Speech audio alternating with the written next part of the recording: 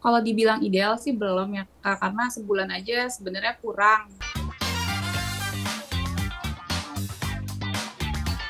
Sekarang kita mau ngobrol langsung nih, Ja, Ya, sama kapten ya, kapten dari Timnas Voli Putri kita. Ya, terkait bagaimana persiapan dari Timnas Voli Putri Indonesia di FVC Challenge Cup 2023 yang akan berlangsung di Kota Gresik. Sudah ada Teh Kiwil atau Wilda yang sudah bergabung bersama dengan kita. Halo Wilda. halo. Halo.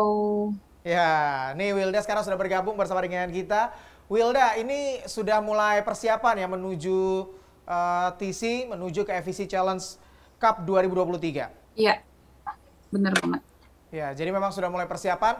Ini sudah ada 16 nama kan sudah diumumkan rosternya dari nama-nama yang ada di Indonesia. Nah, Wilda sendiri gimana menanggapi 16 nama yang akhirnya sudah diumumkan? Pelatihnya juga masih sama bersama dengan Coach Alim Suseno. Iya sih ya, tanggapannya ya mungkin pelatih dan pengurus atau pemilih udah melakukan yang terbaik sih Kak. Dan nama-nama yang dipilih juga udah pasti yang terbaik.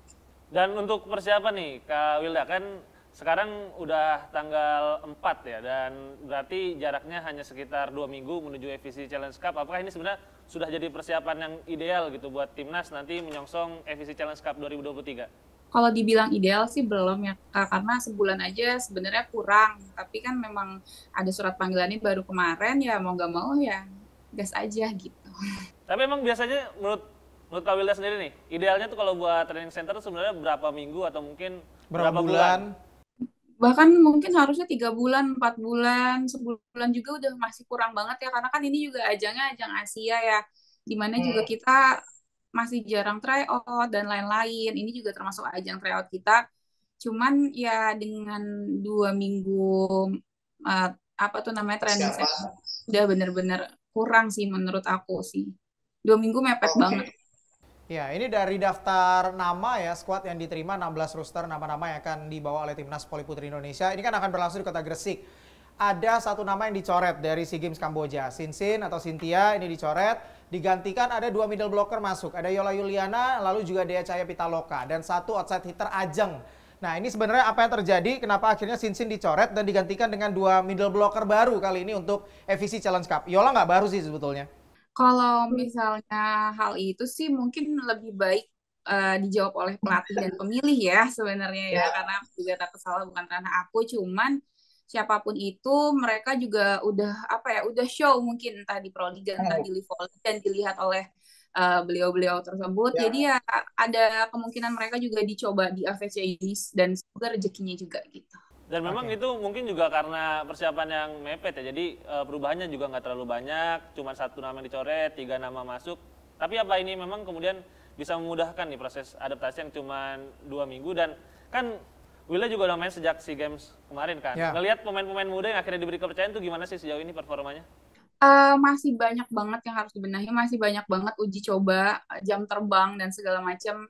Mungkin adanya ini juga perombakan ya dicoba lagi sih untuk tim-tim ya. Maksudnya kayak dia masuk, Sinsin keluar, itu juga dijadiin ajang pengalaman untuk mereka, gimana mereka masuk di timnas, gimana mereka ketemu senior-senior. Beda lah, karena timnas sama Proliga kan beda. Ya harus banyak banget jam terbang. Nggak cuma mereka, bahkan yang udah ikut SEA Games lama banget pun tetap aja sih sebenarnya kalau untuk ajang internasional itu masih kurang sih gitu. Tapi emang beda juga ya, angkatan Wilda dulu Yola itu kan sering ikut kejuaraan Asia Junior, terus angkatan Mega juga kalau nggak salah sempat kejuaraan Asia Junior lawan yang angkatan Pimpi Caya ya di Thailand. Nah, Thailand. kalau sekarang kan jarang dapat kesempatan nih junior-junior di ajang Asia. Kalau menurut Wilda ini juga jadi salah satu alasan nggak sih kemudian pemain junior ketika dipercaya main di timnas akhirnya agak lama sebenarnya untuk adaptasi sekarang?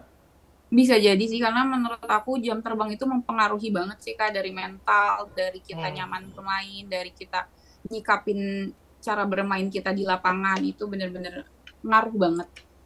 Ada target nggak sih sebetulnya? Karena kan kalau di SEA Games targetnya perak, tapi akhirnya yang berhasil direbut adalah perunggu. Nah, kalau di FVC Challenge Cup ini di Gresik ada target nggak sih sebetulnya dari PBVSI atau mungkin dari tim pelatih?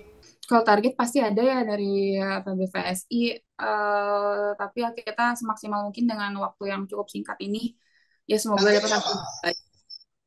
Targetnya ya juara insya Allah.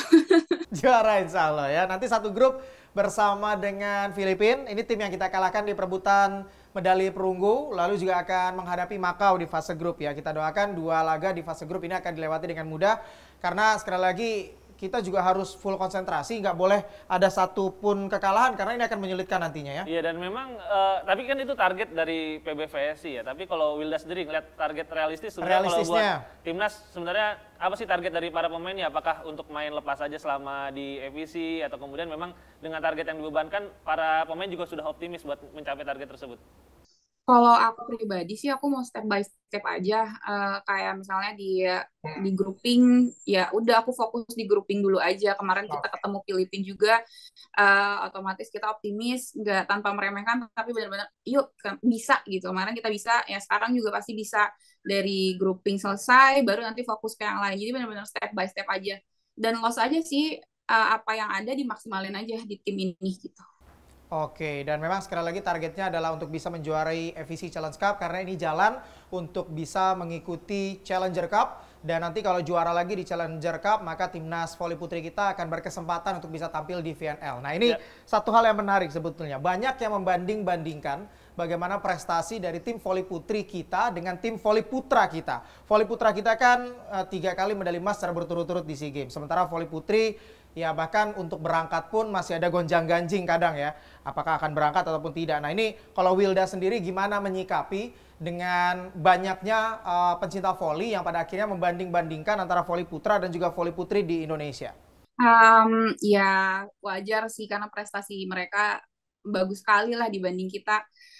Mereka itu juga udah pakai pelatih asing itu udah lama banget ya, dari zamannya siapa ya, udah lama banget, dari aku 2011 itu udah misteri aku ikut. Kalau kita pelatihnya ganti-ganti, kebetulan kan kita pelatihnya ganti-ganti, pemainnya ganti juga dari lokal. Jadi mungkin memang apa ya, signifikan kenaikannya juga mungkin berbeda karena ya diganti-ganti itu, karena harus melihat lagi karakter atlet dan lain-lain. Karena Mr. Lee cukup lama juga megang putra, dan kayak Rifan CS pun yang aku lihat mereka naik banget itu saat dipegang beliau gitu. Jadi kadang-kadang kan aku bilang kayak persiapannya pendek dan lain-lain. Terus ada lagi netizen yang nyela kayak cowok juga persiapannya pendek tapi mereka luar biasa kayak gitu ya. Ya emang berbeda sih, tapi ya nggak apa-apa kalau emang pun dari PBVSI-nya seperti itu kita terima dan terimain aja.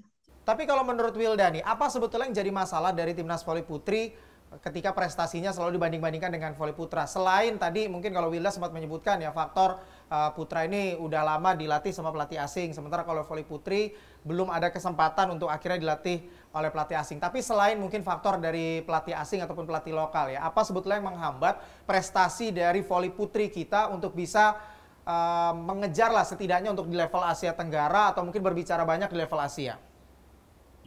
Kalau aku pribadi sebagai pemain ngerasanya memang kita kurang di training camp, training centernya kurang. Karena kan kita dipotong-potong juga sih ya. Cuman kalau kita berkaca pada Thailand, bahkan Vietnam, itu mereka punya jangka panjang pelatihan, di mana orang-orangnya juga sama, itu aja. Paling dia keluar 2 atau diganti masuk 2 junior. Karena kalau di Thailand sendiri, timnasnya itu tuh bisa sampai misal 24 orang, nanti yang berangkat ke sini ini diganti 2 doang, ntar mereka ngumpul lagi di situ, nanti berangkat lagi dengan 2 junior yang berbeda, yang kayak gitu-gitu. Jadi mungkin punya chemistry yang sama, pelatihan yang sama, chemistry-nya yang sama, kayak gitu. Sama ya itu tadi sih, jam terbang kita, tryout itu penting banget. Kayak kalau misalnya kita tryout di Proliga, itu tuh kita ketemunya Indonesia lagi gitu, orang-orangnya paling pemain-pemain asingnya gitu. Tapi begitu kita ketemu Thailand di SEA Games atau Vietnam dengan pola permainan mereka yang udah cepat dari segi toser dan lain-lain, itu emang membedakan banget sih. Ya ini gue setuju banget sih Mas sama Wilda, karena kalau kita lihat ya di SEA Games kemarin kan Thailand bawa banyak pemain, terus kayak Pornpan tuh cedera, akhirnya ada penggantinya. Penggantinya juga bagus. Terus kalau kita lihat gimana training center mereka juga, Thailand panjang, Vietnam panjang, bahkan kalau kita tahu Filipina tuh sampai training center ke Brazil gitu, walaupun mereka nggak dapat medali. Dan buat FEC Challenge Cup pun sebenarnya training center Filipina tuh udah sejak selesai SEA Games kemarin langsung persiapan lagi buat FVC Challenge Cup dan kesempatan buat pemain muda untuk main di kejuaraan junior ya, kayaknya itu emang penting banget sih karena Thailand tuh konsisten main di U17, U19. Padahal kita tahu Indonesia kejurnas U17-nya jalan, kejurnas U19-nya jalan, tapi belum ada kesempatan buat main di kejuaraan junior. Tapi kalau Wilda sendiri nih ngelihat, sebenarnya kalau secara bakat kita bandingin sama Asia Tenggara lain, Thailand, Vietnam, sebenarnya secara bakat apakah Indonesia sekarang sudah berada di level yang kemudian mendekati 2 tim terbaik di ASEAN saat ini? Karena kalau kita lihat bakat-bakat kita juga sebenarnya lumayan bagus, bahkan di Pro Liga juga udah banyak yang belasan tahun. Iya, sebenarnya itu aku ngelihat Indonesia pun punya kemampuan yang sama sebenarnya. Cuma cara proses aja mungkin yang berbeda gitu. Kayak mereka udah mulai dilirik dari Korea kemarin kan, Mediol atau Mega. Terus ada juga ya middle blocker baru Sinsin dan lain-lain. Pokoknya Aulia, ya mereka sebenarnya bisa bagus-bagus banget, tinggal dieksplor aja gitu. Gimana caranya eksplor ya jam terbang. Aul baru main kemarin pertama kali perdana main, masih belum kelihatan. Kedua kali main, baru dia, oh ini Aul yang aslinya main nih. Jadi ya itu jam terbang, dari mentalitinya juga akan kelihatan gitu akhirnya. Gitu sih. Jadi aku sangat menyayangkan banget sih, karena banyak adik-adik yang punya potensi yang bagus banget. Ya betul, karena lawan-lawan yang kalau lawan levelnya mungkin Indonesia sama-sama orang Indonesia akan beda ya, pressure-nya akan beda, pengalamannya, lalu tes mentalnya juga akan beda kalau kita akhirnya punya satu lawan atau tryout, latih tanding dari luar, dan ini mungkin diharapkan ya dari Timnas Voli Putri Indonesia. Iya, benar. Oke. Ya balik dikit ke FVC Challenger Cup nih, Wilda. Kan kita tahu Challenger Cup 12 negara termasuk Indonesia, ada nama-nama kayak Kazakhstan yang ikut di FVC Challenger Cup FIVB tahun lalu, kemudian ada Vietnam, ada Australia, ada Iran. Nah kalau Wilda sendiri ada satu negara nggak sih yang pengen banget dilawan atau mungkin pengen menghadapi salah satu pemain yang pengen dilawan di FVC nanti? Semuanya bagus-bagus sih. Vietnam kita pengen banget nyobain kalahin Vietnam ya. Pengen balas dendam sama ini ya, Tranti Tantu ya kemarin. Kebetulan 2017 kita bisa ngalahin, terus 2019 itu AVC Grand Prix kita berhasil ngalahin, tapi pas begitu di SEA Games kita turun. Benar. Ya jadi kayak ya pengen aja sih kayak yuk kita bisa kok dengan persiapan ini ya Allah lah ayo.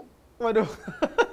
Karena pertandingan yang paling menggemaskan, paling dramatis yaitu ketika menghadapi Vietnam selalu dari langkah semifinal, kita hampir bisa lolos ke partai final. Sayang kita di set kelima kita agak lengah dan akhirnya mimpi untuk bisa mencapai target minimal medali perak itu harus sirna ya ketika akhirnya dikalahkan oleh Vietnam di SEA Games 2023 Kamboja. Tapi yakinlah kita di FVC menjadi tuan rumah di Kota Gresik, kita bisa mengalahkan Vietnam kalau nantinya kita akan ketemu lagi dengan negara Vietnam.